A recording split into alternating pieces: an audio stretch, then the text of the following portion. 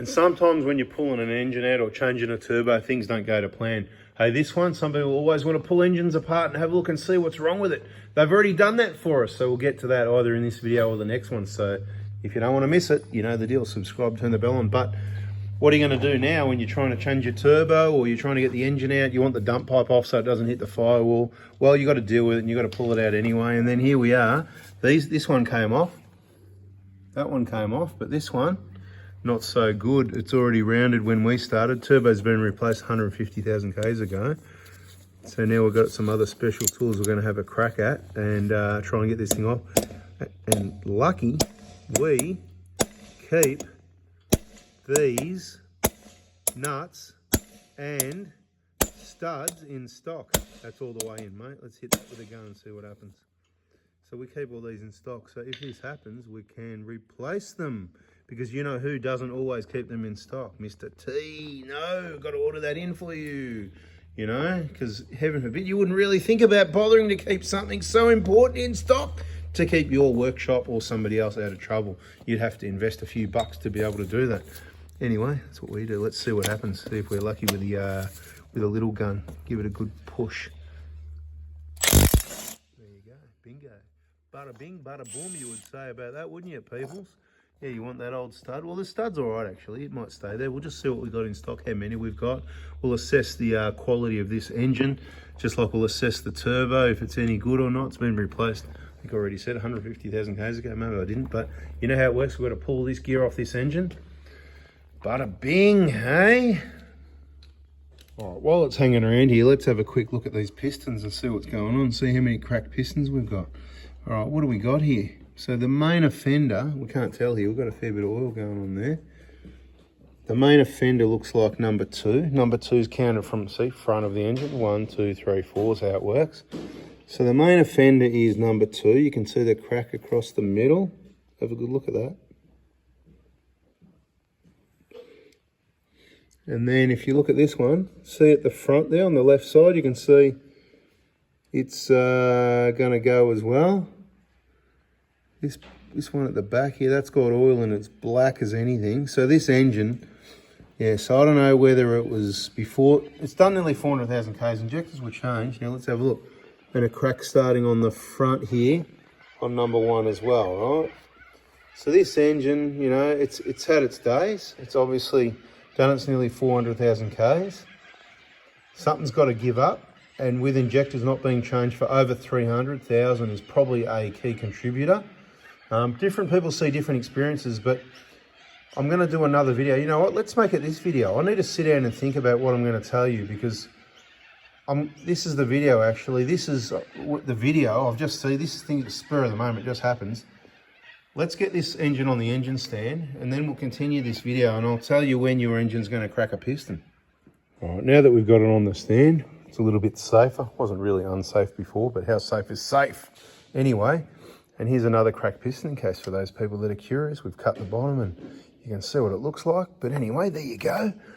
At the end of the day, number 1, it's got a crack starting there. Without looking too hard, you can see that. Number 2, it's got the crack across the middle. Who knows how long that's been there? And then it's blown that hole through the middle, right? So then you can see the 3rd one down there. And then the 4th one, can't actually see without, you know, if you cleaned it, doesn't mean damage isn't done to the piston and it's not already started, fatigue, that sort of thing. So I'll tell you when it's going to crack a piston, all right? Because it's pretty straightforward. You can just go by the history, how long 1KDs have been around. They've been in Australia since 2005. So that means we've got nearly 20 years of being able to watch, observe, and see what's happening. And for a lot of people, they probably don't know what's been happening and they probably get on different social media pages and videos and different people's information and whatever the case may be. And there's lots of different information there. So you've got to make a decision who you want to listen to.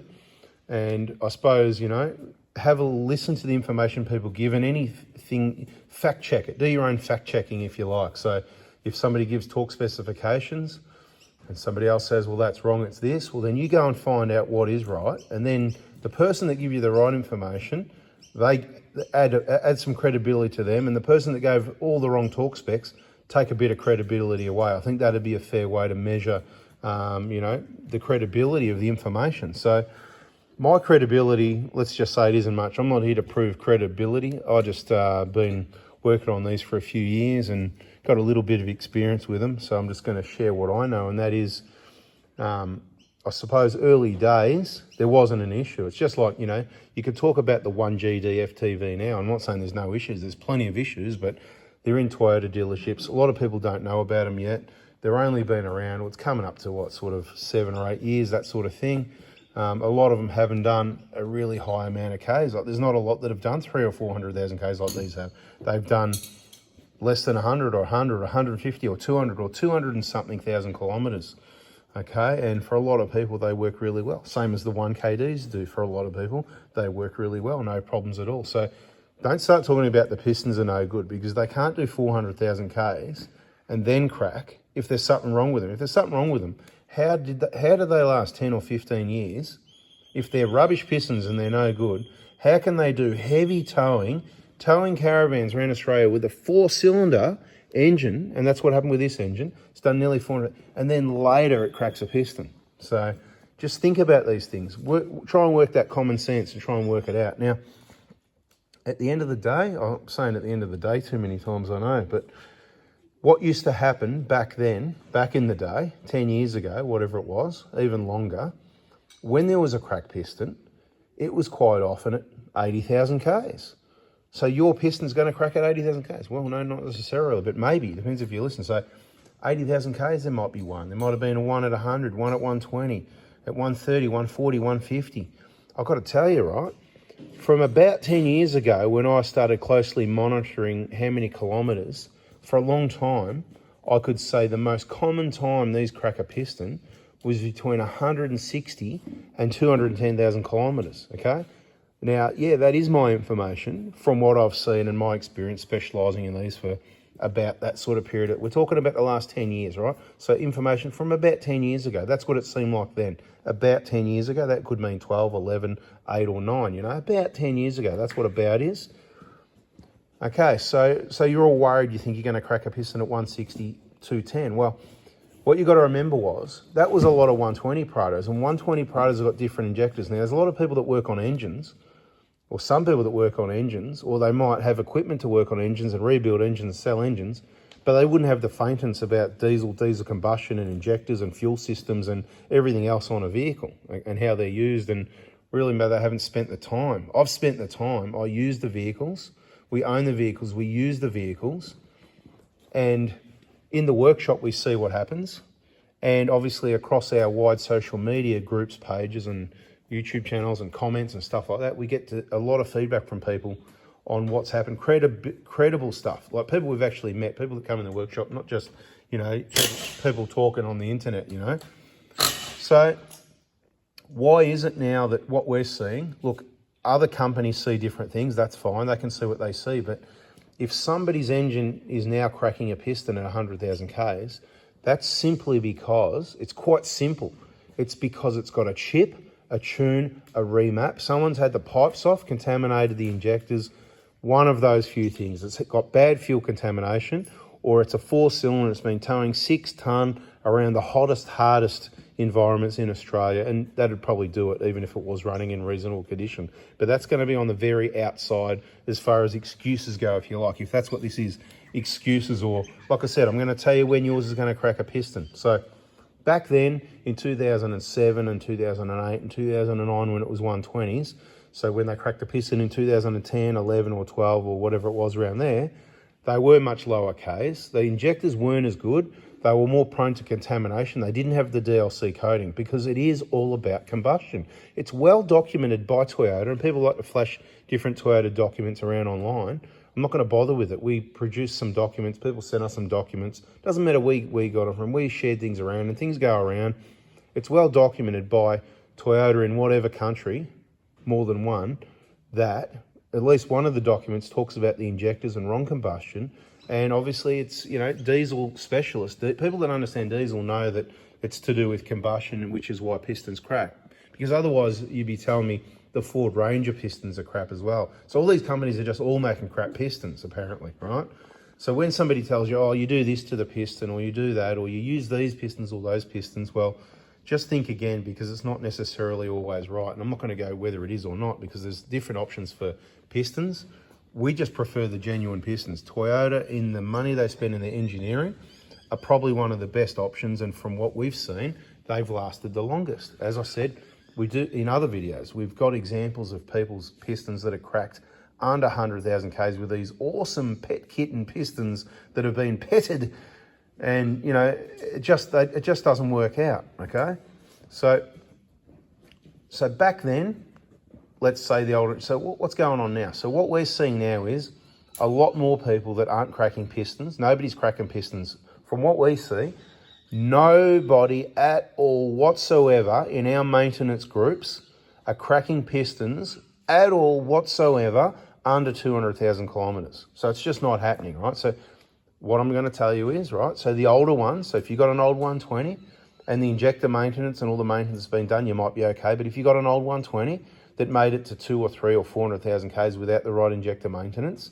then, okay, no worries. You might have been lucky, or, you know, the maintenance did the job. Now, you can be unlucky. Sometimes you don't know what the history of all the, you know, what's going on with the history, whether it's had towing the previous life, whether you've got fuel contamination.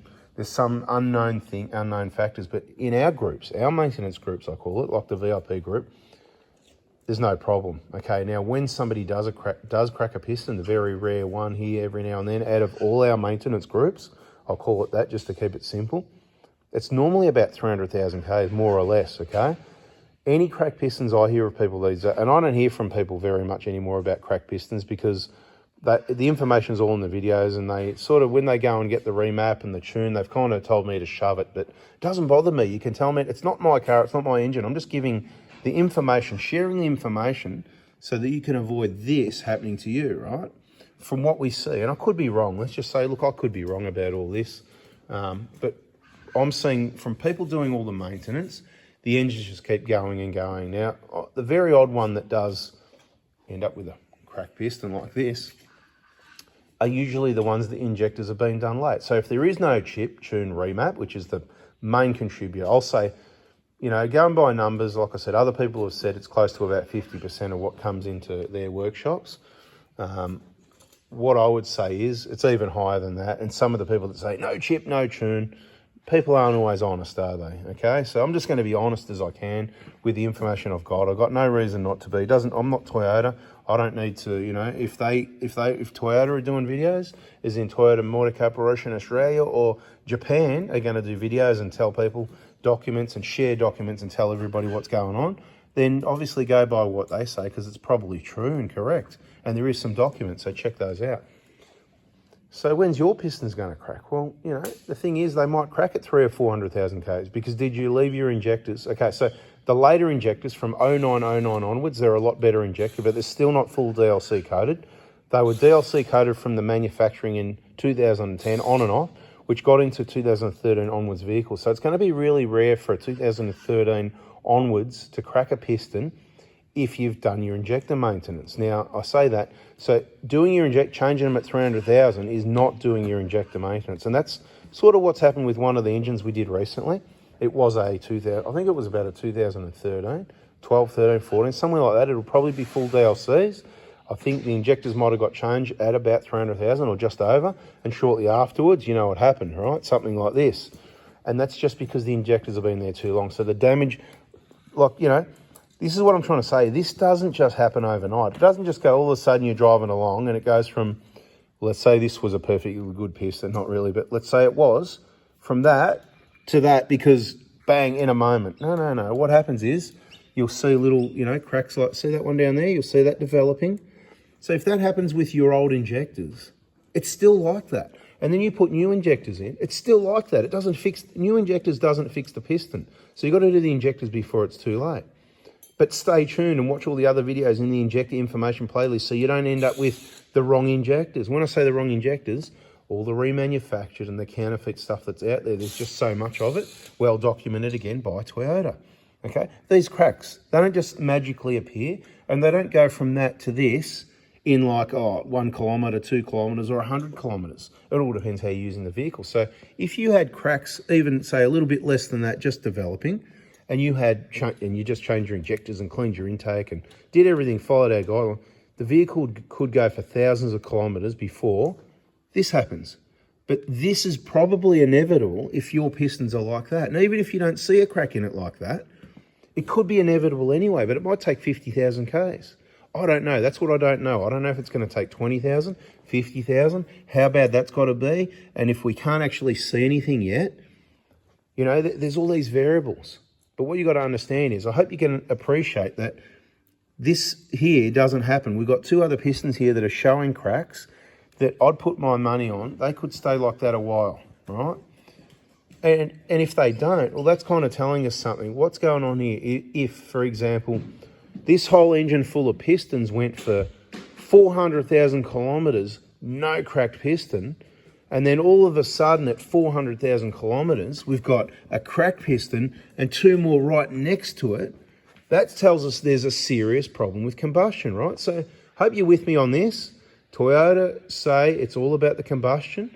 From the remaps and the chips and the tunes increasing the odds massively, at least 100 times more likely, this is what we see, then, you know, it just makes sense. Here, we've got the crazy Corollas coming across.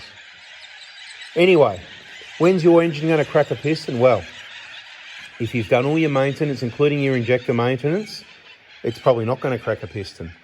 But if you've got it running in peak condition and you change the injectors every 100,000 Ks, I'm not telling you to do that. I'm saying if you do this, and you oil every 5,000 and you cool it every year and everything's Mickey Mouse and all your air filters are clean and there's no leaks and all your sensors are clean and everything's working 100% and combustion's Mickey Mouse, that doesn't mean that you're not going to crack a piston, because this is just a 4-cylinder engine and it's in a big Prado and you've modified it with your big heavy tyres, your lift kit, your roof rack, your bull bar, your light bars, your spotlights, your everything on your... Do you get my picture? I can keep going. And then you've got your caravan on the back that weighs 2.5, 3 tonne, whatever it is. And then how far are you going to go with that? Again, this doesn't happen overnight.